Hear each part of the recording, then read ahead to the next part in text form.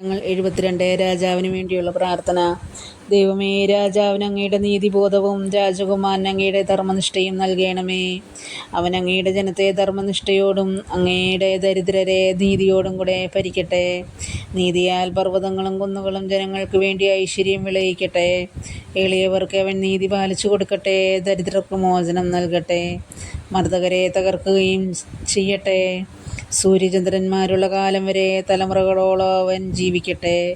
അവൻ വെട്ടി നിർത്തിയ പുൽപ്പുറങ്ങളിൽ വീഴുന്ന മഴ പോലെയും ഭൂമിയെ നനയ്ക്കുന്ന വർഷം പോലെയും ആയിരിക്കട്ടെ. അവൻ്റെ കാലത്ത് നീതി തഴച്ചു വളരട്ടെ. ചന്ദ്രൻ ഉള്ളിടത്തോളം കാലം സമാധാനം പുലരട്ടെ. സമുദ്രം മുതൽ സമുദ്രം വരെയും നദി മുതൽ ഭൂമിയുടെ അതിർത്തികൾ വരെയും അവൻ്റെ ആധിപത്യം നിലനിൽക്കട്ടെ.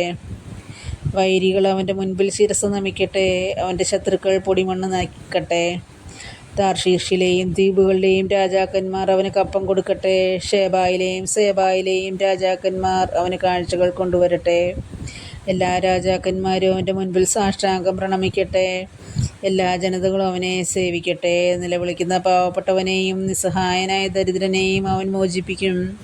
ദുർബലനോടും പാവപ്പെട്ടവനോടും അവൻ കരുണ കാണിക്കുന്നു. അഗതികളുടെ ജീവൻ അവൻ രക്ഷിക്കും. പീഡനത്തിൽ നിന്നും അക്രമത്തിൽ നിന്നും അവരുടെ ജീവൻ അവൻ വീണ്ടെടുക്കും. അവരുടെ രക്തം അവന് വിലയേറിയതായിരിക്കും. അവന് ദീർഘായുസ്സുണ്ടാകട്ടെ. ഷേബായിലെ സ്വർണ്ണം അവന് കാഴ്ചയായി ലഭിക്കട്ടെ. അവന് വേണ്ടി ഇടപെടാതെ പ്രാർത്ഥന ഉയരട്ടെ. അവൻ്റെ മേൽ അനുഗ്രഹം ഉണ്ടാകട്ടെ. ഭൂമിയിൽ ധാന്യ സമൃദ്ധി ഉണ്ടാകട്ടെ. മലകളിൽ കതിർക്കുല ഉലയട്ടെ. ലെബനോൻ പോലെ അത് ഫലസമൃദ്ധമാകട്ടെ. വയലിൽ പുല്ലുപോലെ നഗരങ്ങളിൽ ജനം വർദ്ധിക്കട്ടെ. അവൻ്റെ നാമം നിത്യം നിലനിൽക്കട്ടെ.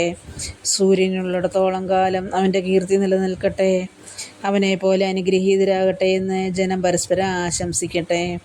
ജനതകൾ അവനെ അനുഗ്രഹീതനെന്ന് വിളിക്കട്ടെ. ഇസ്രായേലിൻ്റെ ദൈവമായ കർത്താവ് വാഴ്ത്തപ്പെടട്ടെ. അവിടുന്ന് മാത്രമാണ് അത്ഭുതങ്ങൾ പ്രവർത്തിക്കുന്നത്. അവിടുത്തെ മഹത്വപൂർണമായ നാമം എന്നേക്കും വാഴ്ത്തപ്പെടട്ടെ. അവിടുത്തെ മഹത്വം ഭൂമിയിലെങ്ങും നിറയട്ടെ. ആമേൻ, ആമേൻ. ജസ്സയുടെ പുത്രനായ ദാവീദിൻ്റെ പ്രാർത്ഥനയുടെ സമാപ്തി.